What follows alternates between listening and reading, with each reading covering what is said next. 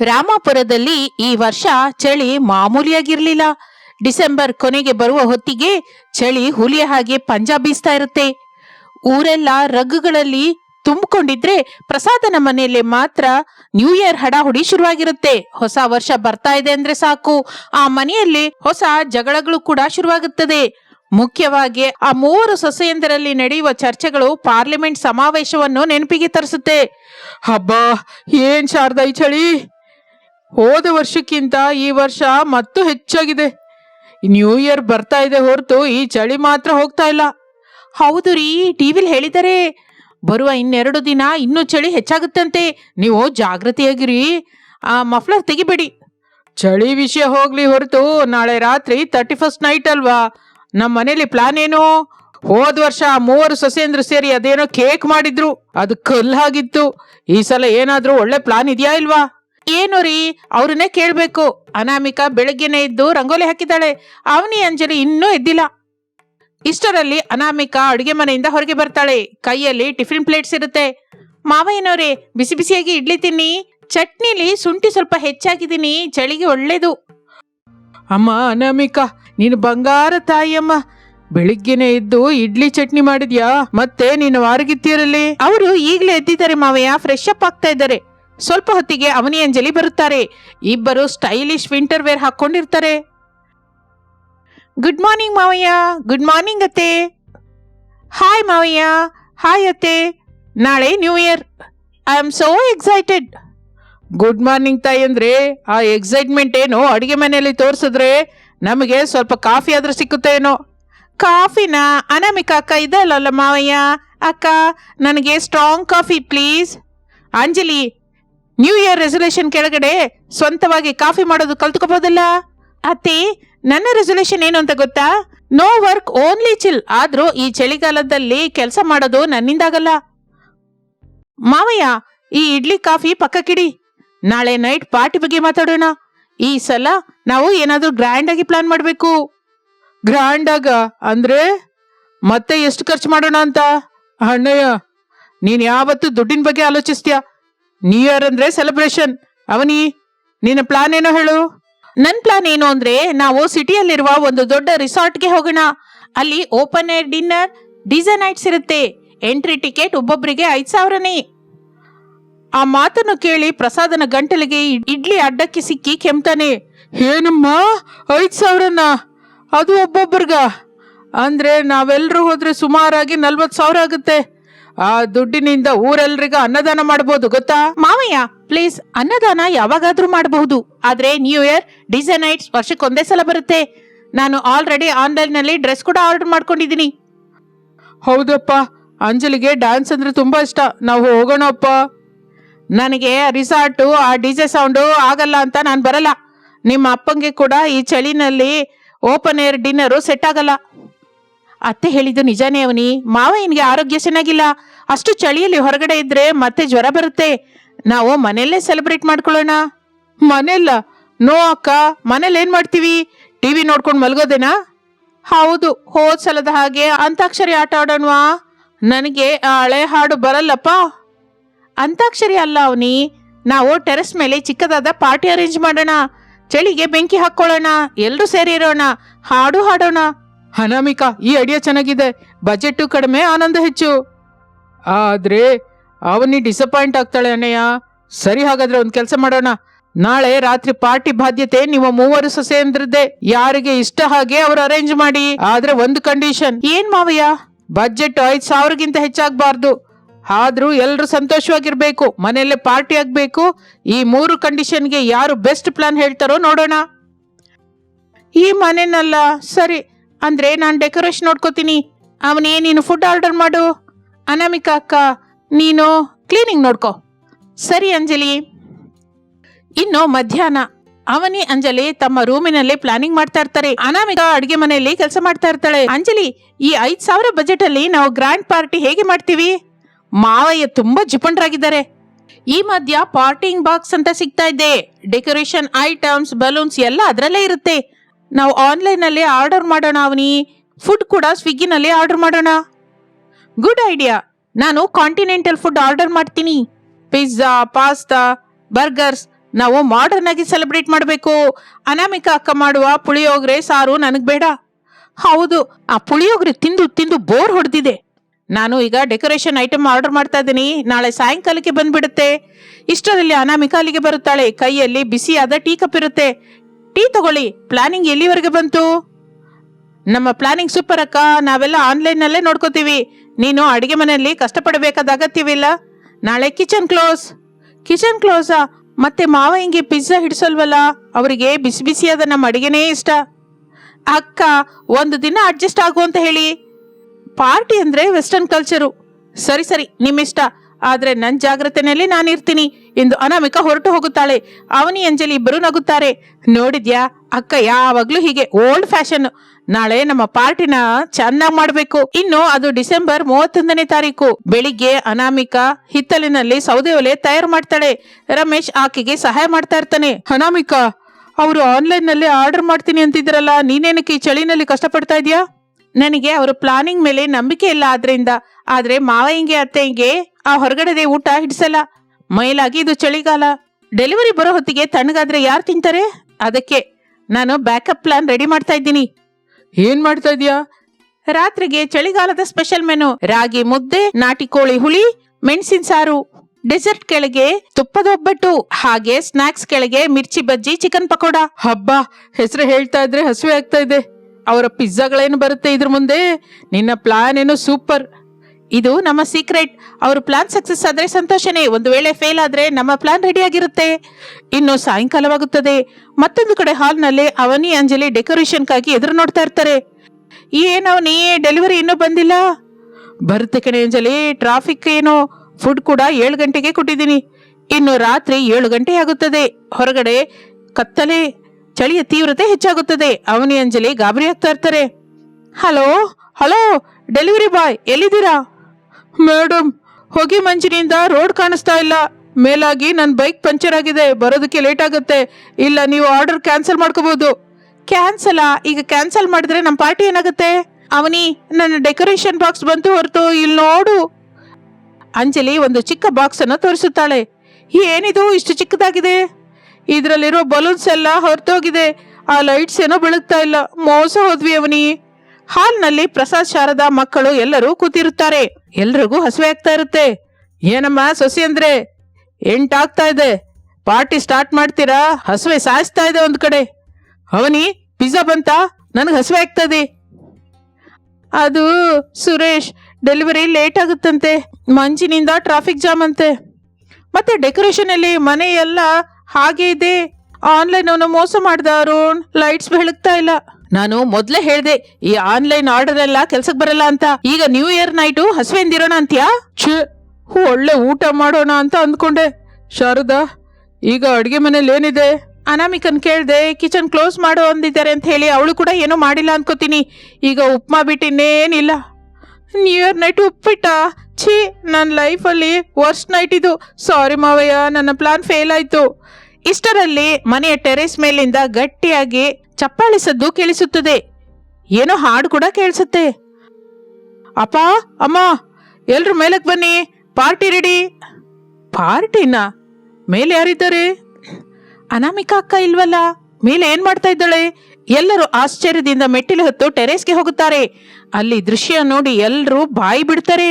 Anamika terrace ಎಲ್ಲ ಬಣ್ಣ ಬಣ್ಣದ ಸೀರೆಗಳಿಂದ, ಹೂ ದಂಡೆಗಳಿಂದ ಅಲಂಕರಿಸಿ ಮಧ್ಯದಲ್ಲಿ ದೊಡ್ಡದಾದ ಬೆಂಕಿ ಹಾಕಿರುತ್ತಾಳೆ. ಸುತ್ತಲೂ ಕುರ್ಚಿಗಳಿರುತ್ತದೆ. ಪಕ್ಕದಲ್ಲಿ ಒಂದು ಟೇಬಲ್ ಮೇಲೆ ಬಿಸಿ ಬಿಸಿ ಸ್ನಾಕ್ಸ್ ರೆಡಿಯಾಗಿರುತ್ತೆ.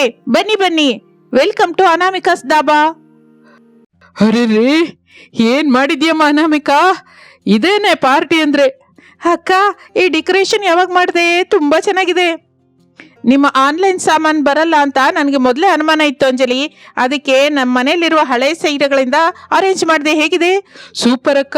ಆದ್ರೆ ಫುಡ್ ಅಲ್ಲಿ ನೋಡು, ಬಿಸಿ ಬಿಸಿ ಮಿರ್ಚಿ ಬಜ್ಜಿ, ಚಿಕನ್ ಪಕೋಡ, ಇನ್ನು ರಾಗಿ ಮುದ್ದೆ, ನಾಟಿ ಕೋಳಿ ಹುಳಿ ರೆಡಿಯಾಗಿದೆ. ಆಹಾ, ನನ್ನ ಸೊಸೆ ಬಂಗಾರ. ನನ್ನ ಮನಸ್ಸಿರುವ ಮಾತನ್ನ ಅರ್ಥ ಮಾಡ್ಕೊಂಡ್ಲು. ಈ ಚಳಿನಲ್ಲಿ ಮಿರ್ಚಿ ಬಜ್ಜಿ ತಿಂತಿದ್ರೆ ಮತ್ತೇನಿಲ್ಲ. ಪತ್ಗೆ, ಯು ಆರ್ ಗ್ರೇಟ್. ನನ್ನ ಹೆಂಡತಿ ಪ್ಲಾನ್ ಫ್ಲಾಪ್ ಆದ್ರೂ ನಿಮ್ ಪ್ಲಾನ್ ಹಿಟ್ ಆಯ್ತು. ಅಂಜಲಿ, ನೋಡಿ ಕಲ್ತ್ಕೋ. ಪಾರ್ಟಿ ಅಂದ್ರೆ ದುಡ್ಡು ಖರ್ಚು ಮಾಡೋದಲ್ಲ, ಕ್ರಿಯೇಟಿವಿಟಿ ಇರಬೇಕು. ಸಾರಿ ಅಕ್ಕ, ನಾನು ತುಂಬಾ ಕಡಿಮೆಯಾಗಿ ಅಂದಾಜ್ ಹಾಕ್ದೆ. ಸಾರಿ ಏನು ಅಂಜಲಿ, ಬನ್ನಿ ಎಂಜಾಯ್ ಮಾಡೋಣ, ಚಳಿ ಬೆಂಕಿ ಹತ್ರ ಕೂತ್ಕೊಳ್ಳೋಣ. ಎಲ್ರು ಬೆಂಕಿಯ ಸುತ್ತ ಕೂತ್ಕೋತಾರೆ. ಅನಾಮಿಕಾ ಎಲ್ಲರಿಗೂ ಸ್ನಾಕ್ಸ್ ಬಡಿಸುತ್ತಾಳೆ. ಸ್ನಾಕ್ಸ್ ಎಲ್ಲರೂ ತಿಂದು ಸಂತೋಷದಿಂದ ಇರ್ತಾರೆ. ಈಗ ಒಂದು ಗೇಮ್ ಆಡೋಣ. ನಿಜ ಹೇಳ್ಬೇಕು ಅಂದ್ರೆ ಟ್ರೂತ್ ಆರ್ ಡೇರ್. ಈ ಬಾಟಲ್ ತಿರುಗಿಸ್ತೀನಿ, ಯಾರ ಕಡೆ ನಿಂತ್ರೆ ಅವರು ನಿಜ ಹೇಳ್ಬೇಕು. ಬಾಟಲ್ ತಿರುಗುತ್ತದೆ. ಆ ಬಾಟಲ್ ಅವನಿ ಕಡೆ ನಿಲ್ಲುತ್ತೆ. ಅವನಿ ಹೇಳು, ನೀನು ಮನೇಲಿ ಯಾರನ್ನಾದ್ರೂ ನೋಡಿ ಅಸೂಯೆ ಪಟ್ಟಿದ್ಯಾ? ಹೌದು, ಅನಾಮಿಕಾ ಅಕ್ಕನ್ ನೋಡಿ ಅಸೂಯೆ ಪಟ್ಟಿದ್ದೆ. ಆಕೆ ಎಲ್ರ ಜೊತೆ ಒಂದಾಗಿರ್ತಾಳೆ. ನಾನು ಮಾತ್ರ ನನ್ನ ರೂಮಲ್ಲಿ ನನ್ನ ಪ್ರಪಂಚದಲ್ಲೇ ಇರ್ತಾ ಇದ್ದೆ. ಅಕ್ಕನ ಹಾಗೆ ಇರ್ಬೇಕು ಅಂತ ಟ್ರೈ ಮಾಡದೆ ಹೊರತು ನನ್ನ ಈಗೂ ಅಡ್ಡ ಬಂತು. ಪರವಾಗಿಲ್ಲ ಅವನಿ, ಈಗಲಾದ್ರೂ ತಿಳ್ಕೊಂಡಿಯಲ್ಲ, ಈ ಹೊಸ ವರ್ಷದಲ್ಲಿ ಆ ಈಗೋನ ಬಿಟ್ಬಿಡು. ಅವನಿ, ನೀನ್ ತುಂಬಾ ಬುದ್ಧಿವಂತೆ. ನಿನ್ನ ಟೆಕ್ನಾಲಜಿ ನಾಲೆಡ್ಜು ನಂಗಿಲ್ಲ. ಅದು ಜೊತೆಯಾದ್ರೆ ಮನೆ ಇನ್ನೂ ಚೆನ್ನಾಗಿರುತ್ತೆ. ಬಾಟಲ್ ಮತ್ತೆ ತಿರುಗುತ್ತದೆ. ಈ ಸಲ ಬಾಟಲ್ ಪ್ರಸಾದನ ಕಡೆ ನಿಲ್ಲುತ್ತೆ. ಅಪ್ಪ, ನಿಮ್ಮ ಸೀಕ್ರೆಟ್ ಹೇಳಿ. ನನ್ನ ಸೀಕ್ರೆಟ್ ಏನು ಅಂದ್ರೆ, ನಾನು ನಿಮ್ಮ ಅಮ್ಮಂಗೆ ತಿಳಿಯದೆ ಅವಾಗವಾಗ ಸ್ವೀಟ್ ತಿಂತೀನಿ. ಆ ಮಾತಿಗೆ ಎಲ್ಲರೂ ನಗುತ್ತಾರೆ. ಆದ್ರೆ ಇನ್ನೊಂದು ನಿಜ ಕೂಡ ಇದೆ. ನನಗೆ 3 ಮಕ್ಕಳಿಗಿಂತ ಇಲ್ಲಿ ನೋಡು, ಈ 3 ಸೊಸೆ ಅಂದ್ರೆ ಹೆಚ್ಚು ಇಷ್ಟ. ಅನಾಮಿಕಳ ಸಹನೆ, ಅವನಿಯ ಬುದ್ಧಿವಂತಿಕೆ, ಅಂಜಲಿಯ ತುಂಟತನ, ಈ 3 ಇಲ್ದೇ ಇದ್ರೆ ಮನೆ ಬೀಳಾಗಿರುತ್ತೆ. ಥ್ಯಾಂಕ್ ಯು ಮಾವಯ್ಯ. ಇನ್ನು ಕೇಕ್ ಕಟಿಂಗ್ ಟೈಮ್ ಹತ್ರ ಬರುತ್ತೆ. ಅನಾಮಿಕಾ ಒಳಗಡೆಗೆ ಹೋಗಿ ಒಂದು ದೊಡ್ಡ ಕೇಕ್ ತರ್ತಾಳೆ. ಅಕ್ಕ, ಕೇಕ್ ಕೂಡ ಆರ್ಡರ್ ಮಾಡಿದ್ಯಾ? ಇಲ್ಲ ಅಂಜಲಿ, ನಾನೇ ಮಾಡಿದೆ. ಇದು ragi chocolate cake, healthy and tasty, maida ಉಪಯೋಗಿಸಿಲ್ಲ. ವಾವ್ ಅಕ್ಕ, ಬೇಕರಿನಲ್ಲಿ ಕೂಡ ಇಷ್ಟು ಚೆನ್ನಾಗಿರಲ್ಲ. ನೀನು ನಿಜವಾಗಿ ಆಲ್ರೌಂಡರ್. ಟೈಮ್ 11:55. ಎಲ್ಲರೂ ರೆಡಿನಾ? ರೆಡಿ. ಎಲ್ಲರೂ ಚಳಿ ಬೆಂಕಿಯ ಸುತ್ತಲೂ ನಿಲ್ಲುತ್ತಾರೆ. ರಮೇಶ್ ಕೌಂಟ್ ಡೌನ್ ಸ್ಟಾರ್ಟ್ ಮಾಡ್ತಾನೆ. 10, 9, 8, 7, 6, 5, 4, 3, 2, 1. ಹ್ಯಾಪಿ ನ್ಯೂ ಇಯರ್ ಎನ್ನುತ್ತಾ ಒಬ್ಬರನ್ನೊಬ್ಬರು ಹಗ್ ಮಾಡ್ಕೋತಾರೆ. ಪ್ರಸಾದ್ ಶಾರದರ ಕಾಲಿಗೆ ಮಕ್ಕಳು ನಮಸ್ಕರಿಸುತ್ತಾರೆ. ಈ ಹೊಸ ವರ್ಷ ನಿಮ್ಮೆಲ್ಲರಿಗೂ ಒಳ್ಳೇದೇ ಆಗ್ಬೇಕು.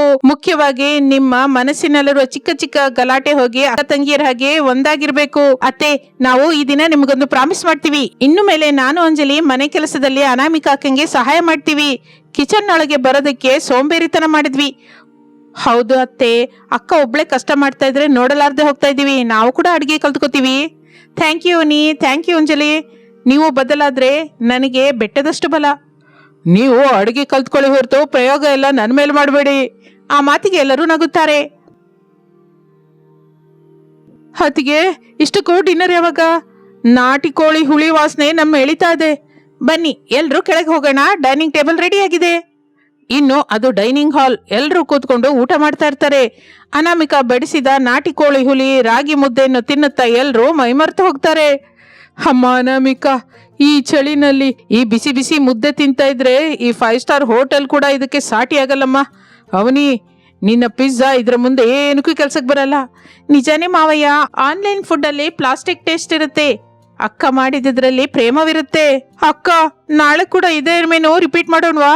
ಅಮ್ಮ, ದಿನವೂ ನಾನ್ ವೆಜ್ ತಿಂದ್ರೆ ನಿಮ್ಮ ಮಾವಯ್ಯನ್ಗೆ ಆಗೋದಿಲ್ಲ. ನಾಳೆ ಅನಾಮಿಕಾ ರೆಸ್ಟ್ ತಗೋತಾಳೆ. ನಾಳೆ ಅಡಿಗೆ ನಿಮ್ಮಿಬ್ರದ್ದೇ. ನಮ್ದ? ನಾಳೆ 1 ಜನವರಿ ಅಲ್ವತ್ತೆ? ಅದಕ್ಕೆ ಹೊಸ ಕೆಲಸದಿಂದ ಹೊಸ ವರ್ಷವನ್ನ ಶುರು ಮಾಡಿ. ಸರಿ ಅತ್ತೆ, ನಾಳೆ ನಾವು ವೆಜ್ ಬಿರಿಯಾನಿ ಮಾಡ್ತೀವಿ. ಯೂಟ್ಯೂಬಲ್ಲಿ ನೋಡಾದ್ರೂ ಚೆನ್ನಾಗಿ ಮಾಡ್ತೀವಿ. ನಾನು ಹತ್ರ ನಿಂತು ಕಲಿಸ್ತೀನಿ ಬಿಡಿ. ಎಲ್ಲರೂ ಸಂತೋಷದಿಂದ ಊಟ ಮಾಡುತ್ತಾರೆ. ಆ ರಾತ್ರಿ ಆ ಮನೆಯಲ್ಲಿ ಆನಂದದಿಂದ ತುಂಬಿ ಹೋಗುತ್ತೆ. ಹೊರಗಡೆ ಮಂಜು ಸುರಿತಾ ಇದ್ರು. ಆ ಕುಟುಂಬ ಮಧ್ಯದಲ್ಲಿರುವ ಪ್ರೇಮ ಅನ್ನುವ ಬೆಚ್ಚತನ ಅವರನ್ನ ಕಾಪಾಡುತ್ತದೆ.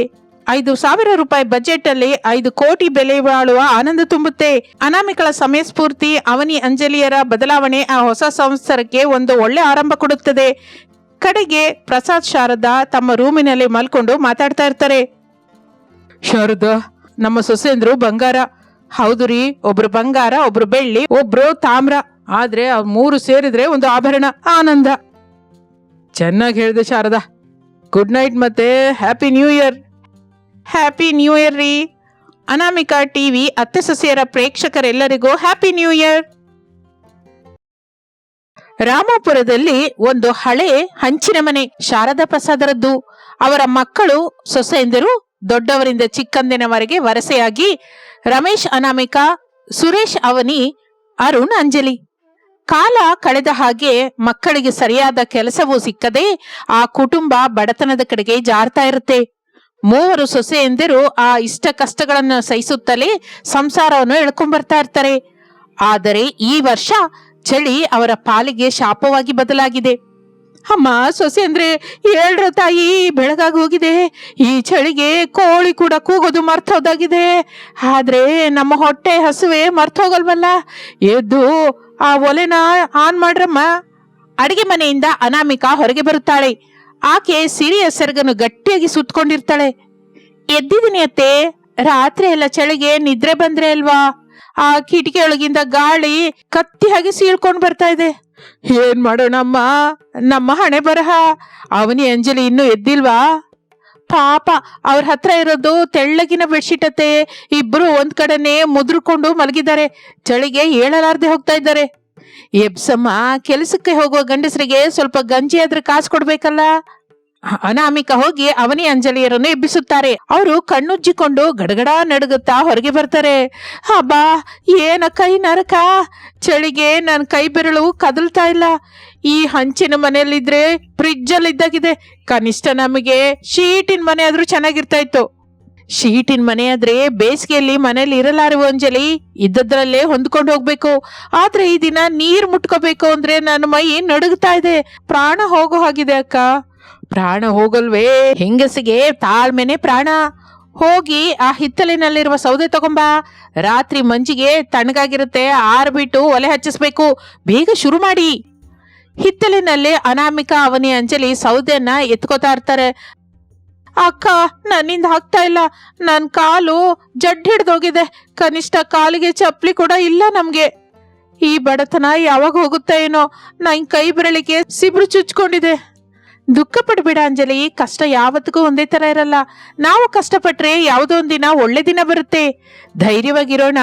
ಈ ಕಷ್ಟಗಳನ್ನ ನಾವು ಧೈರ್ಯವಾಗಿ ಎದುರಿಸೋಣ. ಕಷ್ಟಪಡೋದಕ್ಕೆ ನಮ್ಮ ಹತ್ರ ಏನಿದೆ ಅಕ್ಕ? ನಮ್ಮ ಗಂಡಂದಿರು ಕೂಲಿ ಕೆಲಸಕ್ಕೆ ಹೋಗ್ತಾರೆ. ಬರೋದು ಅರೆಕೊರೆ ಸಂಪಾದನೆ. ಆ ಸಂಪಾದನೆ ಎಲ್ಲ ತಿನ್ನಕ್ಕೆ ಸರಿ ಹೋಗುತ್ತೆ. ಇನ್ನು ಸ್ವೆಟರು ರಗ್ಗುಗಳು ಎಲ್ಲಿಂದ ಕೊಂಡ್ಕೋತೀವಿ ಹೇಳು? ಆಗಲೇ ರಮೇಶ್, ಸುರೇಶ್, ಅರುಣರು ನಿದ್ರೆಂದಿದ್ದು ಹೊರಗೆ ಬರುತ್ತಾರೆ. ಅವರು ಕೂಡ ಚಳಿಗೆ ನಡುಗ್ತಾ ಇರ್ತಾರೆ. ಅನಾಮಿಕಾ, ಸ್ವಲ್ಪ ಬಿಸಿನೀರಿದ್ರೆ ಕೊಡ್ತೀಯಾ? ಮುಖ ತೊಳ್ಕೋಬೇಕು. ಟ್ಯಾಂಕ್ ನೀರು ಐಸ್ ಆಗಿದೆ. ಸೌದೆ ಒದ್ದೆ ಆಗಿದೆ ರಮೇಶ್ ಅವರೇ, ಒಲೆ ಹಚ್ತಾ ಇಲ್ಲ. ನಿಮಗೆ ಬಿಸಿನೀರು ಕೊಡೋದಕ್ಕೆ ಸ್ವಲ್ಪ ಸಮಯ ಹಿಡಿಬೋದು. ಹಬ್ಬ, ದಿನವೂ ಇದೇ ಗಲಾಟೆ. ಕೆಲ್ಸಕ್ಕೆ ಲೇಟ್ ಆಗ್ತಾ ಇದೆ. ಬಿಸಿನೀರು ಇಲ್ದಿದ್ರೆ ಸ್ನಾನ ಹೇಗೆ ಮಾಡೋದು? ಈ ಚಳಿಯಲ್ಲಿ ತಣ್ಣೀರಲ್ಲಿ ಸ್ನಾನ ಅಂದ್ರೆ ಎದೆ ನಿಂತು ಹೋಗುತ್ತೆ, ಮೈ ಎಲ್ಲ ಜಡಗುಟ್ಟಿ ಹೋಗುತ್ತೆ. ಅಂಜಲಿ, ಹೋಗಿ ಪಕ್ಕದ ಮನೆ ರಾಮಕ್ಕನ ಕೇಳಿ ಸ್ವಲ್ಪ ಕೆಂಡವಾದ್ರೂ ತಗೊಂಬಾ. ಈ ದಿನವಾದ್ರೂ ಬೇಗ ಒಲೆ ಬೆಳಗುತ್ತೆ. ಈ ದಿನ ಕೆಲ್ಸಕ್ಕೆ ಬೇಗ ಹೋಗ್ಬೇಕು. ಪಕ್ಕದ ಮನೆಯವ್ರನ್ನ ಕೇಳ್ಬೇಕು ಅಂದ್ರೆ ನಾಚಿಕೆ ಆಗುತ್ತೆ. ಅರುಣ್ ಅವ್ರೇನೋ ಹೀಟರ್ ಹಾಕೊಂಡು ಕೂತಿರ್ತಾರೆ. ನಾವು ಕೆಂಡಕ್ಕಾಗಿ ಹೋದ್ರೆ ಭಿಕ್ಷೆ ಅವ್ರನ್ನ ನೋಡಿದಾಗೆ ನೋಡ್ತಾರೆ. ಆ ನೋಟಕ್ಕೆ ನನಗೆ ಇನ್ನೂ ದುಃಖ ಅನ್ಸುತ್ತೆ. ಪ್ರಸಾದ್ ಆಗಲೇ ಹೊರಗೆ ಬರುತ್ತಾನೆ. ಯಾರನ್ನು ಕೇಳೋದ್ ಬೇಡ, ನಮ್ಮ ಕಷ್ಟ ನಮ್ದೇ. ಅನಾಮಿಕಾ, ಆ ಹಳೆ ಪೇಪರ್ ಇದೆ ನೋಡಮ್ಮ, ಅದರಿಂದ ಒಲೆ ಹಚ್ಚಮ್ಮ, ಬೇಗ ಬೆಂಕಿ ಹಚ್ಕೊಳ್ಳುತ್ತೆ. ಅನಾಮಿಕಾ ಅತಿ ಕಷ್ಟದಿಂದ ಹೊಗೆಯಿಂದ ಯುದ್ಧ ಮಾಡಿ ಒಲೆ ಬೆಳಗಿಸುತ್ತಾಳೆ. ಆ ಚಿಕ್ಕ ಒಲೆಯ ಸುತ್ತ ಕುಟುಂಬವೆಲ್ಲ ಸೇರುತ್ತದೆ. ಆ ಬೆಂಕಿಯ ಬಿಸಿಗೆ ಅವರೆಲ್ಲ ಚಳಿ ಕಾಯಿಸಿಕೊಳ್ಳುತ್ತಾ ಶರೀರಕ್ಕೆ ಹಾಯಾಗಿರ್ಬೇಕು ಅನ್ಸುತ್ತೆ. ಅಡಿಗೆ ಮನೆಯಲ್ಲಿ ಅನಾಮಿಕಾ ಗಂಜಿ ಕಾಯಿಸ್ತಾ ಇರ್ತಾಳೆ. ಅವನಿ ಹಸಿಮೆಣಸಿನ್ಕಾಯಿ ಹಚ್ತಾ ಇರ್ತಾಳೆ. ಅಂಜಲಿ ಪಾತ್ರೆ ತೊಳಿತಾ ಇರ್ತಾಳೆ. ಹಬ್ಬ, ಕೈಗಳು ನಡುಗ್ತಾ ಇದೆ. ಆಗೋದಿಲ್ಲ, ಗಡ್ಡೆ ಕಟ್ತಾ ಇದೆ. ಒಂದು ಪಾತ್ರೆ ತೊಳಿಬೇಕು ಅಂದ್ರೆ ಗಂಡದ ಹಾಗೆ ಇದೆ. ಸಹನೆಂದಿರೆ ನಂಗೆ ಕಾರ ಕಣ್ಣಿಗೋಗಿ ಉರಿತಾ ಇದೆ. ನೀರಿಲ್ಲದೆ ತೊಳಿಲಾರ್ದೆ ಹೋಗ್ತಾ ಇದ್ದೀನಿ. ಈ ದಿನ ಗಂಜಿಯಲ್ಲಿ ನೆಂಚ್ಕೊಳ್ಳೋದಕ್ಕೆ ಉಪ್ಪಿನಕಾಯಿ ಕೂಡ ಇಲ್ಲ. ಈ ಹಸಿಮೆಣಸಿನಕಾಯಿ ಕಾರನೇ ದಿಕ್ಕು. ಇಷ್ಟರಲ್ಲಿ ಶಾರದಾ ಅಡ್ಗೆ ಮನೆಗೆ ಬರ್ತಾಳೆ. ಸೊಸೆಂದ್ರೆ, ನಿಮ್ ಮಾವ ಹಿಂಗೆ ಚಳಿ ಜ್ವರ ಬಂದಾಗಿದೆ, ಮೈ ಸುಟ್ಟು ಹೋಗ್ತಾ ಇದೆ. ಅಯ್ಯೋ, ಈಗ ಡಾಕ್ಟರ್ ಹತ್ರ ಕರ್ಕೊಂಡು ಹೋಗೋದಕ್ಕೆ ದುಡ್ಡು ಬೇಕಲ್ಲ ಅತ್ತೆ. ಈಗ ದುಡ್ಡು ಯಾರ ಹತ್ರ ಸಾಲವಾಗಿ ತಗೊಳ್ಳೋಣ? ಮತ್ತೆ ನನ್ನ ಹತ್ರವಿರುವ ಹಳೆ ಹಿತ್ತಾಳೆ ಬಿಂದಿಗೆನ ಮಾರಾಟ ಮಾಡೋಣ ಅಂದ್ಕೊಂಡಿದ್ದೀನಿ. ಆ ಬಂದ ದುಡ್ಡಿನಿಂದ ಮಾವಯ್ಯನಿಗೆ ಚಿಕಿತ್ಸೆ ಕೊಡಿಸ್ಬೇಕು. ಹಿತ್ತಾಳೆ ಬಿಂದಿಗೆನಾ ಅತ್ತೆ? ಅದು ನಿಮ್ಮ ಅಮ್ಮನವರ ಕೊನೆ ಗುರುತಲ್ವಾ? ಅದನ್ನ ಮಾರೋಣ ಅಂತ ಇದ್ದೀರಾ? ಹೌದು ಕಣೆ ಅಂಜಲಿ, ಮನುಷ್ಯನ ಪ್ರಾಣಕ್ಕಿಂತ ವಸ್ತು ಮುಖ್ಯ ಅಲ್ಲಮ್ಮ. ಇಷ್ಟರಲ್ಲಿ ರಮೇಶ್ ಅಲ್ಲಿಗೆ ಬರ್ತಾನೆ. ಅಮ್ಮ, ಏನ್ ಮಾತಾಡ್ತಾ ಇದ್ದೀರಾ ಎಲ್ರು? ತಗೊಡು, ಇಲ್ಲಿ ನೋಡು, ಈ ಪಾತ್ರೆ ತಗೊಂಡು ಹೋಗಿ ಮಾರಾಟ ಮಾಡು. ಆ ಬಂದ ದುಡ್ಡಿನಿಂದ ನಿಮ್ಮ ಅಪ್ಪಂಗೆ ಔಷಧಿ, ನಮ್ಮ ಹತ್ರ ಹೊಟ್ಕೊಳ್ಳೋದಕ್ಕೆ ಏನಾದ್ರೂ ದಪ್ಪಗಿರುವ ಬೆಡ್ಶೀಟ್ ತಗೊಂಬ. ಅಯ್ಯೋ ಅಮ್ಮ, ಮುದಿತನದಲ್ಲಿ ನಿಮ್ಮನ್ನ ನೋಡ್ಕೋಬೇಕಾದ ನಾನು ನಿಮ್ಮ ವಸ್ತುಗಳನ್ನ ಮಾರಾಟ ಮಾಡೋ ಸ್ಥಿತಿಗೆ ಬಂದ್ವಿ. ಅಣ್ಣಯ್ಯ, ದುಃಖ ಪಡಬೇಡ, ನಮ್ಮ ಪರಿಸ್ಥಿತಿ ಅಂತದ್ದು. ಹೋಗು. ನಾವು ಕೂಡ ಕೂಲಿ ಕೆಲ್ಸಕ್ಕೆ ಹೋಗ್ತಾ ಇದೀವಿ. ಈ ದಿನ ಹೇಗಾದ್ರೂ ಹೆಚ್ಚು ಕೆಲಸ ಮಾಡಿ ದುಡ್ಡು ಸಂಪಾದಿಸ್ತೀವಿ. ರಮೇಶ್ ಆ ಬಿಂದಿಗೆಯನ್ನು ತೆಗೆದುಕೊಂಡು ಭಾರದಿಂದ ಕಾಲಿಡುತ್ತಾ ಅಲ್ಲಿಂದ ಹೊರಗೆ ಬರುತ್ತಾನೆ. ಸುರೇಶ್ ಅರುಣರು ಕೂಡ ಕೆಲಸಕ್ಕೆ ಹೋಗುತ್ತಾರೆ. ಮನೆಯಲ್ಲಿ ಹೆಂಗಸರು ಜ್ವರದಿಂದಿರುವ ಪ್ರಸಾದ್ ಮಾತ್ರನೇ ಇರ್ತಾರೆ.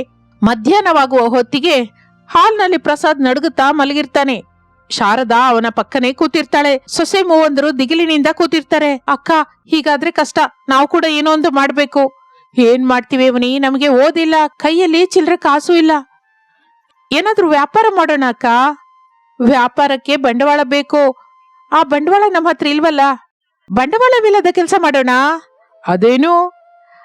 ಅಲ್ಲಿ ನೋಡು, ನಮ್ಮ ಹಿತ್ತಲಿನಲ್ಲಿ ಸೀತಾಫಲ ಮರ ಇದೆ ಅಲ್ಲ, ಕಾಯಿ ಕೂಡ ತುಂಬಾ ಬಂದಿದೆ. ಅದನ್ನ ಕಿತ್ತು ಸಂತೆಲೆ ಮಾರಿದ್ರೆ. ಸೀತಾಫಲಗಳ ಈ ಚಳಿಗಾಲದಲ್ಲಿ ಯಾರು ತಿಂತಾರೆ? ಶೀತ ಆಗತ್ತೆ ಅಂತ ಭಯಪಡ್ತಾರೆ. ನಿಜನೇ ಅತ್ತೆ, ಆದ್ರೆ ಅಂಜಲಿ ಹೇಳಿದ್ರಲ್ಲಿ ಒಂದು ಪಾಯಿಂಟ್ ಇದೆ. ನಾವು ನಮ್ಮ ಶ್ರಮವನ್ನೇ ಬಂಡವಾಳವನ್ನಾಗಿ ಮಾಡೋಣ. ಅಂದ್ರೆ ಏನೂ ಅರ್ಥವಾಗಿಲ್ಲ ಅಕ್ಕ. ನಮ್ಮ ಊರಿನಲ್ಲಿ ಬಹಳ ಜನ ಹೊಲದಲ್ಲಿ ಕೆಲಸ ಮಾಡ್ತಾರೆ. ಈ ಚಳಿಗೆ ಅವರಿಗೆ ಬಿಸಿ ಬಿಸಿಯಾಗಿ ಟೀ ಕುಡಿಬೇಕು ಅಂತಿರುತ್ತೆ. ಆದ್ರೆ ಹೊಲದ ಹತ್ರ ಟೀ ಸಿಕ್ಕಲ್ಲ. ನಾವು ಟೀ ಅನ್ನ ಮಾಡಿ ಫ್ಲಾಸ್ಕ್ ಅಲ್ಲಿ ತಗೊಂಡೋಗಿ ಮಾರಿದ್ರೆ. ಟೀ ಮಾರ್ಬೇಕಾ? ಅದು ಹೊಲದಲ್ಲ. ಹೌದು, ಟೀ ಪುಡಿ, ಹಾಲು, ಸಕ್ಕರೆ ಇದು ಕೊಂಡ್ಕೊಳ್ಳೋದಕ್ಕೆ ನನ್ನ ಹತ್ರ ಎತ್ತಿಟ್ಟ ದುಡ್ಡು ಸ್ವಲ್ಪವಿದೆ. ಪಾತ್ರೆ ಮಾರಿದ ದುಡ್ಡು ನಮಗೆ ಸಾಕಾಗತ್ತೆ. ಇನ್ನು ಈ ಪ್ರಯತ್ನ ಮಾಡೋಣ. ಇದಕ್ಕೆ ನೀವೇನಂತೀರಾ? ಒಳ್ಳೆ ಅಡಿಯಕ್ಕ. ಈ ಟೀ ಜೊತೆಗೆ ಬಿಸಿ ಬಿಸಿ ಕಡ್ಲೆಕಾಯಿ ಬೇಯಿಸಿ ಕೊಟ್ರೆ ಇನ್ನೂ ಚೆನ್ನಾಗಿರುತ್ತೆ. ನಿಮ್ಮ ಧೈರ್ಯ ಚೆನ್ನಾಗಿದೆ ಅಮ್ಮ, ಆದ್ರೆ ಗಂಡಸರು ಒಪ್ಕೋತಾರಾ? ಹಸುವೆ ಬಾಧೆ ತಿಳಿದವರು ಅಡ್ಡ ಹೇಳಲ್ಲ ಅತ್ತೆ.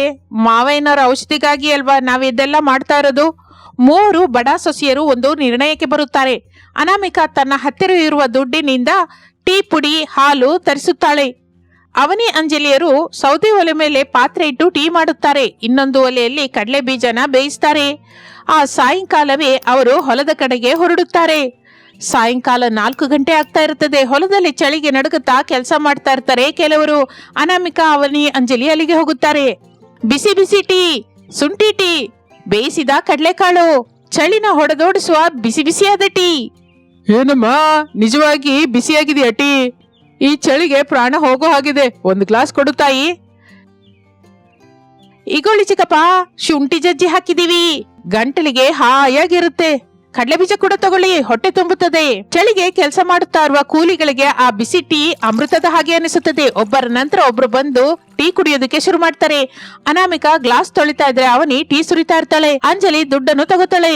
ಅಕ್ಕ ನೋಡು, ನನ್ನ ಕೈ ತುಂಬಾ ಚಿಲ್ಲರೆ ದುಡ್ಡು, ನಾವು ಗೆದ್ವಿ. ಹೌದು, ಇಷ್ಟು ಜನ ಮೆಚ್ಕೊಂಡ್ರು. ಈ ಚಳಿಯಲ್ಲಿ ದೇವರ ಹಾಗೆ ಬಂದ್ರು ಟೀ ಕೊಟ್ಟಿದ್ದೀರಮ್ಮ ಅಂದ್ರು.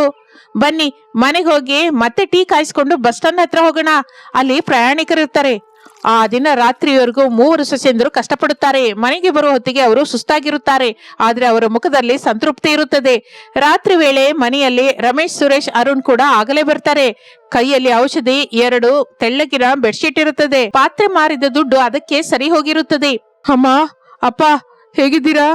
ತಗೊಳ್ಳಿ, ಔಷಧಿ ತಂದಿದ್ದೀನಿ. ಪರವಾಗಿಲ್ಲ ಕಣೋ, ಜ್ವರ ಸ್ವಲ್ಪ ಕಡಿಮೆ ಆಗಿದೆ. ಈ ಬೆಡ್ಶೀಟ್ ತುಂಬಾ ತೆಳ್ಳಗಿದೆ, ಏನ್ ಮಾಡೋಣ? ಆ ಹಿತ್ತಾಳೆ ಪಾತ್ರೆ ಮಾರಿ ಬಂದ ದುಡ್ಡು ಇದಕ್ಕೆ ಸರಿ ಹೋಯ್ತು. ಆಗಲೇ ಅನಾಮಿಕಾ, ಅವನಿ, ಅಂಜಲಿ ಒಳಗಡೆಗೆ ಬರುತ್ತಾರೆ. ಅವರ ಕೈಯಲ್ಲಿ ಒಂದು ಚೀಲವಿರುತ್ತದೆ. ರಮೇಶ್ ಅವರೇ, ತಗೊಳ್ಳಿ. ಏನಿದು? ಅನಾಮಿಕಾ ಚೀಲದೊಳಗಿಂದ 3 ದಪ್ಪನೆಯ ರಗ್ಗುಗಳು, ಕೆಲವು ಹಣ್ಣು ತೆಗೆಯುತ್ತಾಳೆ. ಹಣ್ಣು ಮಾವಯ್ಯನಿಗೆ, ರಗ್ಗುಗಳು ನಮ್ಮೆಲ್ಲರಿಗೂ. ಇವೆಲ್ಲ ಎಲ್ಲಿಂದ ಅತ್ತಿಗೆ? ಇಷ್ಟು ಬೆಲೆ ಬಾಳೋದು ಕೊಂಡ್ಕೊಳ್ಳೋದಕ್ಕೆ ದುಡ್ಡೆಲ್ಲಿಂದು? ಇದು ನಾವು ಸಂಪಾದಿಸಿದ ದುಡ್ಡಿಂದ ಕೊಂಡ್ಕೊಂಡಿದೀವಿ. ಈ ದಿನ ನಾವು ಟೀನ, ಕಡಲೆ ಬೀಜನ ಮಾರಿದ್ವಿ. ಟೀ ಮಾರಿದ್ರಾ? ನೀವು ರೋಡ್ ಮೇಲೆ ನಿಂತ್ಕೊಂಡು ಟೀ ಮಾರಿದ್ರಾ? ಹೌದು, ತಪ್ಪೇನಿದೆ? ಕಳ್ಳತನದಂತ ತಪ್ಪು ಮಾಡಿಲ್ವಲ್ಲ. ನಮ್ಮ ಕಷ್ಟದಿಂದ ನಮ್ಮ ಕುಟುಂಬವನ್ನು ಚಳಿಯಿಂದ ಕಾಪಾಡ್ಕೊಂಡ್ವಿ.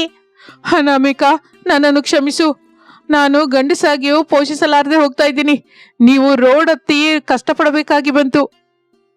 ಅಯ್ಯೋ, ಗಂಡ ಹೆಂಡತಿರು ಅಂದ್ರೆ ಕಷ್ಟ ಸುಖನ ಹಂಚ್ಕೊಳ್ಳೋದಲ್ವೇನ್ರಿ? ನಿಮ್ಮ ಕಷ್ಟ ನಮ್ಮ ಕಷ್ಟ ಬೇರೆ ಬೇರೆ ಅಲ್ಲ. ಈ ದಿನ ನಮಗೆ ಬಹಳ ಸಂತೋಷವಾಗಿದೆ. ಮಾವಯ್ಯ ಈ ರಗ್ ಹೊತ್ಕೊಂಡ್ರೆ ಅವ್ರಿಗೆ ಚಳಿ ಇರಲ್ಲ, ನಮಗಷ್ಟೇ ಸಾಕು. ನಿಜವಾಗಿಯೂ ನೀವು ಸೊಸೆಂದ್ರಲ್ಲಮ್ಮ, ದೇವತೆಗಳು. ನಮ್ಮ ಬಡತನ ಮನೆಯನ್ನು ಆವರಿಸಿದೆ ಹೊರತು ನಮ್ಮ ಮನಸ್ಸನ್ನು ಆವರಿಸಿಲ್ಲ ತಾಯಿ. ಹೌದು, 3 ಒಗ್ಗಟ್ಟಾಗಿ ಇದ್ದು ಈ ಮನೆಗೆ ಬೆಳಕು ತಂದಿದ್ದೀರಮ್ಮ. ಆ ರಾತ್ರಿಯ ಕುಟುಂಬವೆಲ್ಲ ಆನಂದದಿಂದ ಕಳೆಯುತ್ತದೆ. ಅನಾಮಿಕ ತಂದ ರಗ್ಗುಗಳು ಬೆಚ್ಚತನವನ್ನು ಕೊಟ್ರೆ ಅವರ ಒಳಗಿರುವ ಪ್ರೇಮ ಮನಸ್ಸಿಗೆ ಹಾಯಿ ಎನಿಸುತ್ತದೆ. ಮಾರನೇ ದಿನ ಬೆಳಿಗ್ಗೆ ಹೊಗೆ ಮಂಚು ಹೊರಗಿರುತ್ತದೆ. ಆದರೆ ಅನಾಮಿಕ ಅವನಿ ಅಂಜಲಿ ಉತ್ಸಾಹದಿಂದಿರುತ್ತಾರೆ. ಅವನಿ, ಅಂಜಲಿ, ಎದ್ದೇಳಿ, ಈ ದಿನ ನಾವು ಹೊಸ ಮೆನು ಟ್ರೈ ಮಾಡೋಣ. ಏನಕ್ಕಾದು? ಚಳಿಗಾಲ ಅಲ್ವಾ, ಜನ ಮೆಣಸಿನ ಹಾಲು ಅಂತ ರಾಗಿ ಗಂಜಿ ಕೂಡ ಇಷ್ಟಪಡ್ತಾ ಇರ್ತಾರೆ. ಅದನ್ ಕೂಡ ಮಾರಾಟ ಮಾಡೋಣ. ಸೂಪರ್ ಐಡಿಯಾ ಅಕ್ಕ. ನಾನಂತೂ ರಾಗಿ ಗಂಜಿ ಮಾಡ್ತೀನಿ. ನಾನು ಮೆಣಸಿನಕಾಳು ಕುಟ್ತೀನಿ. ಇರಿ ಇರಿ, ನೀವಿಷ್ಟೇ ಅಲ್ಲ, ನಾವು ಕೂಡ ನಿಮ್ ಜೊತೆಗೆ ಬರ್ತೀವಿ. ಹೌದು ಅತ್ತಿಗೆ, ನಾವು ಭಾರ ಹೊರ್ತೀವಿ, ನಿಮಗೆ ಸಹಾಯವಾಗಿರ್ತೀವಿ.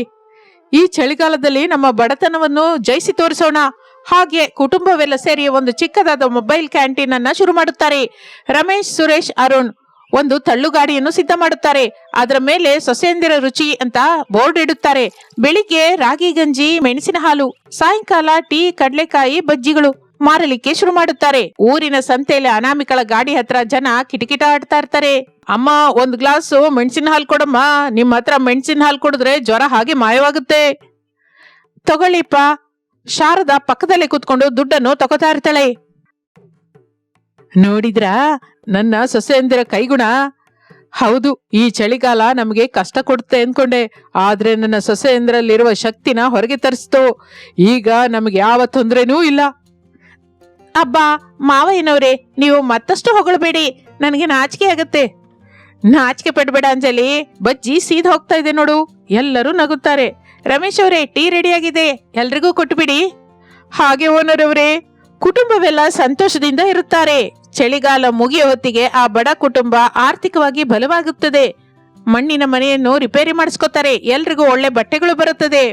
ಬಡತನ ಅನ್ನುವ ಚಳಿಯನ್ನು ಶ್ರಮ ಅನ್ನುವ ಬೆಚ್ಚಗಿನ ಬೆಂಕಿಯಿಂದ ಒದ್ದು ಕಳಿಸುತ್ತಾರೆ ಬಡ ಸೊಸೆಯರು. ಈಗ ರಾಮಪುರದಲ್ಲಿ ಯಾರಿಗೆ ಚಳಿ ಎಂದರೂ ಅನಾಮಿಕಳ ಗಾಡಿ ಹತ್ರನೇ ಹೋಗುವಂತಾರೆ. ಏಕೆಂದರೆ ಅಲ್ಲಿ ಟೀ ಮಾತ್ರವೇ ಅಲ್ಲ, ಅಮ್ಮನ ಪ್ರೇಮದಂತ ಆಪ್ಯಾಯತೆ ಕೂಡ ಸಿಗುತ್ತದೆ. ಇದು ಇಂದಿನ ಕತೆ. ಮತ್ತೊಂದು ಆಸಕ್ತಿಕರ ಕತೆ ಜೊತೆ ಮತ್ತೆ ಸೇರೋಣ. ನಮಸ್ತೆ.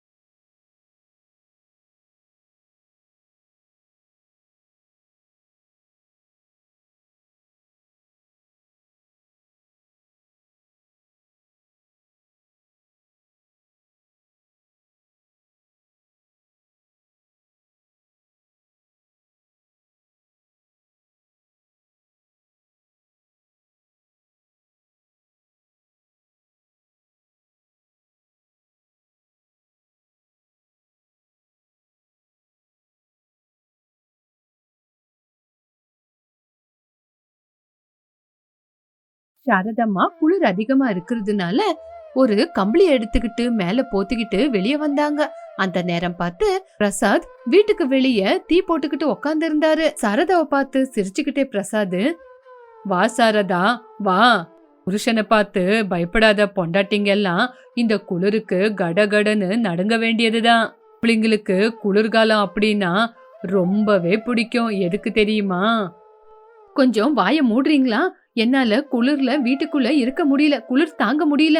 குளிர்காலத்துல மட்டும்தான் நாங்க இந்த மாதிரி குளிர் காஞ்சுக்கிட்டு சந்தோஷமா இருக்கலாம். மத்த நேரத்துல எங்களை தீ மாதிரி நினைச்சு நீங்க குளிர்காயிறீங்களே. போதும், வாய மூடுறீங்களா? சும்மா இருக்கிறீங்களா இல்லையா? 2 மருமகங்க வீட்டுக்குள்ள தானே இருக்காங்க. இந்த குளிருக்கு ஏதாவது சூடா செஞ்சு கொடுக்க சொல்ல வேண்டியது தானே. 2 பேரும் நான் என்ன கேட்டாலும் எனக்கு சூடா செஞ்சு கொடுப்பாங்க. நான் தான் அவங்க கிட்ட ஒண்ணுமே கேட்கல. ஏன், என்னாச்சு? எதுக்காக? இந்த நடுவுல அவங்க 2 பேரும் என் மேல பாசமொழி பொழையிறாங்க. கிட்ட நல்ல பேரை சம்பாதிக்கிறதுக்காக ஒருத்தரை மாத்தி ஒருத்தர் எனக்கு சேவை பண்றாங்க. ஆனா ஒருத்தருக்கு புகழ்ந்தா இன்னொருத்தருக்கு ஆகாதேங்க. நீ சொல்றது எனக்கு ஒண்ணுமே புரியல, விவரமா சொல்லு பாக்கலாம். பெரிய மருமக அனாமிகாவை புகழ்ந்தா சின்ன மருமக அஞ்சலிக்கு அது பிடிக்கவே மாட்டேங்குது. எனக்கு தெரிஞ்சு அவங்க 2 பேரும் நடுவுல ஏதோ ஒண்ணு சண்டை நடக்கிற மாதிரி இருக்கு. அவங்க 2 பேரும் சண்டை போடுறாங்கன்னு உனக்கு விஷயம் தெரிஞ்சா கூட அத நினைச்சு கவலைப்படாம சந்தோஷப்படுறியே, இததான் அத்தையோட சொகுசுன்னு சொல்லுவாங்க. 2 பேருக்குள்ள சண்டைய மூட்டி விட்டுட்டு நீ பார்த்து சந்தோஷப்படலான்னு யோசிக்கிறியா? ஐயோ அப்படி இல்லங்க, அவங்களே ஒண்ணு சேருவாங்கன்னு பாத்துக்கிட்டு இருக்கேன் அப்படின்னு சாரதா பிரசாத் பேசிக்கிட்டு இருக்கும்போது பெரிய மருமகளான அனாமிகா பெட்ஷீட்டை எடுத்துக்கிட்டு வந்தா. அத்தை, இங்கதான் வெளியே வந்து உக்காந்துருக்கீங்களா? ரொம்ப குளிருதுன்னு அப்படின்னு சொன்னீங்கல்ல, அதனாலதான் இந்தாங்க என்னோட போர்வையை எடுத்துட்டு வந்திருக்கேன். இதையும் போத்திக்கிங்க அத்தை, இதனால குளிர் குறையும். அப்படியாமா? சரிம்மா குடுமா அப்படின்னு அனாமிகா கொண்டு வந்த பெட்ஷீட்டை கூட சாரதம்மா எடுத்து போத்திக்கிட்டாங்க. அதுக்குள்ள அஞ்சலி வந்தா. அஞ்சலி கூட ஒரு போர்வைய கொண்டு வந்தா. அத்தை உங்களுக்காக போர்வைய கொண்டு வந்திருக்கேன், இந்தாங்க அத்தை போத்திக்குங்க. இத போத்திக்கிட்டா உங்களுக்கு குளிரே இருக்காது. ஐயோ வேண்டாமா அஞ்சலி, இப்பதான் அனாமிகா ஒரு பெட்ஷீட் எடுத்துட்டு வந்து கொடுத்தா. பாரு அஞ்சலி, அத்தைக்கு நான் முதல்லயே பெட்ஷீட்டை எடுத்துட்டு வந்து கொடுத்துட்டேன், அதனால இத நீயே போய் போத்திக்க அப்படின்னு சொன்ன உடனே அஞ்சலிக்கு ரொம்பவே கோவம் வந்தது. வீட்டுக்குள்ள கோவமா போன அஞ்சலி கிச்சனுக்கு போய் அத்தைக்காக சுட சுட சூப்ப செஞ்சா. சூப்ப செஞ்சு வெளியே வந்து, அத்தை இங்க பாருங்க, உங்களுக்காக நான் சுட சுட சூப் செஞ்சு கொண்டு வந்திருக்கேன், இந்த சூப்பை குடிங்க, உங்களுக்கு குளிர் தெரியாது. அப்படியாமா? சரிமா குடு அப்படின்னு சூப்பை குடிச்சு பார்த்தாங்க. அந்த சூப்பு ரொம்ப நல்லா இருந்தது. அந்த சூப்பை குடிச்ச உடனே அவங்களுக்கு ரொம்ப எதமா இருந்தது. அஞ்சலி, இந்த குளிருக்கு இந்த சூப்பு ரொம்ப நல்லா இருக்குமா, ரொம்ப ருசியா கூட இருக்கு. இனிமே இந்த குளிருக்கு எனக்கு இதே சூப்பை செஞ்சு கொடுத்துரு. என்ன உங்களுக்காக நான் என்ன வேணாலும் செஞ்சு கொடுப்பேன், மறுபடியும் செஞ்சு தரவா அப்படின்னு கர்வமா சொன்னா. அத பார்த்து அஞ்சலி முறைச்சு பார்த்தா அனாமிகாவை. அனாமிகா மௌனமா பாத்துக்கிட்டு இருந்தா. பிரசாத் மட்டும் 2 மருமகங்களை கவனிச்சுக்கிட்டு இருந்தாரு. மருமகங்க 2 பேரும் அவங்கவுங்க ரூமுக்கு கிளம்பி போனதுக்கு அப்புறம் சாரதாவை பார்த்து, பிரசாத் நீ சொன்னது உண்மைதான் சாரதா, 2 மருமகங்களும் உங்ககிட்ட நல்ல பேரு வாங்கணும்னு கஷ்டப்படுறாங்க. ஆமா, இந்த 2 பேர்ல உனக்கு யாரு ரொம்ப பிடிக்கும்? இவங்க 2 பேர்ல எனக்கு யாரு ரொம்ப பிடிக்கும்னு சொல்ல முடியாது, ஏன்னா அவங்க 2 பேரும் என்னோட மருமகங்க தான். பெரிய மருமக எப்பவுமே ரொம்ப பாசத்தை காட்டுவா, ஆனா சின்ன மருமக கிட்ட அந்த பாசம் கொஞ்சம் குறைவாதான் பாக்குறேனா. சாரதா, 2 மருமகங்களும் உன் மேல ரொம்ப பாசத்தை வச்சிருக்காங்க. பெரிய மருமக பெட்ஷீட்டை மட்டும் தான் உனக்கு கொண்டு வந்து கொடுத்தா, ஆனா சின்ன மருமக நீ உடம்பு நல்லா இருக்கணும்னு சூப்பு கூட செஞ்சுட்டு வந்து கொடுத்தா. ஓ, சின்ன மருமக உன் மேல அதிகமா பாசம் காட்டுறான்னு தானே அர்த்தம்? அது இல்லங்க, நீங்க எதுக்காக இப்படி 2 பேரு மேல சந்தேகப்படுறீங்க? இருந்தாலும் அடிக்கடிக்கு இவங்க 2 பேரை நம்ம கவனிச்சுக்கிட்டே இருக்கணும். உங்களுக்குள்ள யாரு நல்லவங்க, யாரு ரொம்ப தெளிவா யோசிக்கிறாங்க, ஸ்வார்த்தம் இல்லாம யாரு யோசிக்கிறாங்கன்னு பாக்கணும். பரீட்சையை வச்சு பார்த்த உடனே அது யாரு எப்படின்னு தெரிஞ்சிரும்ல. யாரு உன்னை நல்லா பாத்துக்கிறாங்க, யாரு புரிஞ்சுக்கிட்டு இருக்காங்கன்னு தெரிஞ்சிரும்ல. நீங்க சொன்ன மாதிரியே நாளைக்கு 2 பேருக்கு பரீட்சை வைக்கிறேன், அதுல யாரு ஜெயிக்கிறாங்கன்னு நாளைக்கு தெரிஞ்சிருங்க. ஒரு நாள் காலையில சாரதம்மா மறுபடியும் கம்பளிய போத்திக்கிட்டு குளிர் தாங்க முடியாம உதறிக்கிட்டு இருந்தாங்க. ரொம்ப உதறிக்கிட்டு இருந்தாங்க. ஐயோ, என்னால இந்த குளிர் தாங்க முடியல. இந்த குளிர்ல செத்துரும் போல இருக்கு. இந்த குளிர்காலம் வருஷத்துல ஒரே நாள் இருந்தா எவ்வளோ நல்லா இருக்கும். அத்தை, என்னாச்சத்த உங்களுக்கு? எதுக்காக இப்படி உதறிக்கிட்டு இருக்கீங்க? என்னன்னுமா சொல்றது? இந்த குளிரை என்னால தாங்க முடியல, அதான் இப்படி உதறிக்கிட்டு இருக்கேன். சரிங்கத்த, நீங்க கவலைப்படாதீங்க, நான் ஏதாவது செய்யறேன் இருங்க. அதுக்குள்ள அங்க அனாமிகா வந்தா. அஞ்சலி அங்கேயே நின்னுகிட்டு இருக்கிறத பார்த்து அனாமிகா எதுவுமே பேசாம போயிட்டா. சாரதாவே யோசிச்சு இப்படி சொன்னாங்க. அனாமிகா, நீயும் இங்க வந்துட்டல, நீ வந்ததுனால உங்க 2 பேருக்கும் ஒரு பரீட்சை வைக்கலான்னு இருக்கேன். நான் டெய்லி இந்த குளிரை தாங்க முடியாம ரொம்பவே கஷ்டப்பட்டுக்கிட்டு இருக்கேன். அதனாலதான் நீங்க என்ன டெய்லி இந்த குளிர்ல இருந்து காப்பாத்துவீங்கன்னு பாக்குறேன். என்ன பண்ணுவீங்களோ ஏது பண்ணுவீங்களோ எனக்கு தெரியாது. நாளையில இருந்து எனக்கு இந்த குளிரே இருக்க கூடாது. உங்களுக்கு ஒரு நாள் டைம் கொடுக்கறேன். மட்டும் குளிர் இல்லாத பண்ணிட்டீங்கன்னா நான் ரொம்ப சந்தோஷப்படுவேமா. இந்த ஒரு நாளுக்காக தான் நான் இவ்வளவு நாளா காத்துக்கிட்டு இருந்தேன். எப்ப எனக்கு ஒரு அவகாசம் கிடைக்கும்னு நான் காத்துக்கிட்டு இருந்தேன். நாளைக்கு நான் என்ன பண்றேன்னு பாருங்க. அப்படி அஞ்சலி, உன்னை பார்த்த எனக்கு பெருமையா இருக்கு. உன் திறமைய காட்டி நீ யாருன்னு நிரூபிச்சு காட்டு அப்படின்னு அஞ்சலி சொன்ன உடனே அனாமிகா எதுவுமே பேசாம அஞ்சலி பேசுறத நின்னு பாத்துக்கிட்டு இருந்தா. சாரதம்மா அவங்களோட பெரிய மருமகளை பார்த்து இப்படி சொன்னாங்க. அனாமிகா, உன்னோட புத்திசாலித்தனத்தை நிரூபிச்சு காட்ட வேண்டிய நேரம் வந்துருச்சு. இன்னைக்குதாம்மா உங்க புத்திசாலித்தனத்தை காட்டணும். சரி அத்தை, என்னோட முயற்சிய நான் செய்யறேன் அப்படின்னு சொன்ன உடனே சாரதம்மாவுக்கு கொஞ்சம் சந்தேகம் வந்தது. மறுநாளுக்காக சாரதம்மா காத்துக்கிட்டு இருந்தாங்க.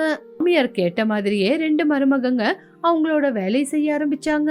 சாரதம்மாவுக்கு குளிரே இல்லாத மாதிரி செய்யறதுதான் அவங்களோட முடிவு. என்னவோ உலக போர் மாதிரி இருந்துச்சு அந்த வீட்ல. இப்படி மறுநாள் காலையிலயாச்சு. அஞ்சலி அதுக்குள்ள கடைக்கு போய் ஏதேதோ பொருளுங்களை பேக் நிறைய வாங்கிட்டு வந்து வச்சா. வாங்கிட்டு வந்தது மட்டும் இல்லாம சாரதம்மா முன்னாடி கொண்டு வந்து வச்சா. நான் உங்களுக்கு புதுசா ஸ்வெட்டரை வாங்கிட்டு வந்திருக்கேன். அது மட்டும் இல்லத்த, உங்களுக்கு இந்த ஸ்வெட்டரை போட்டுக்கிட்டா குளிர் கொஞ்சம் கூட இருக்காது. அது மட்டுமா, உங்களுக்கு அடிக்கடிக்கு சூப்பை வேற நான் செஞ்சு கொடுத்துக்கிட்டே இருப்பேன். இந்த சூப்பை குடிச்சுக்கிட்டு இருக்கிறதுனால உங்களுக்கு குளிரே தெரியாதத்த. பாத்தீங்களா, உங்களுக்கு குளிர் தெரியாத மாதிரி நான் எவ்வளவு நல்ல வேலையை செஞ்சிருக்கேன் அப்படின்னு. அஞ்சலி, நீ சொன்ன மாதிரி நீ கொண்டு வந்து கொடுத்த ஸ்வெட்டரை போட்டுக்கிட்டா எனக்கு குளிரே இருக்காது. நீ வேற சூப்பு வேற செஞ்சு கொடுக்குறியா? நல்லாதாமா யோசிச்சிருக்க.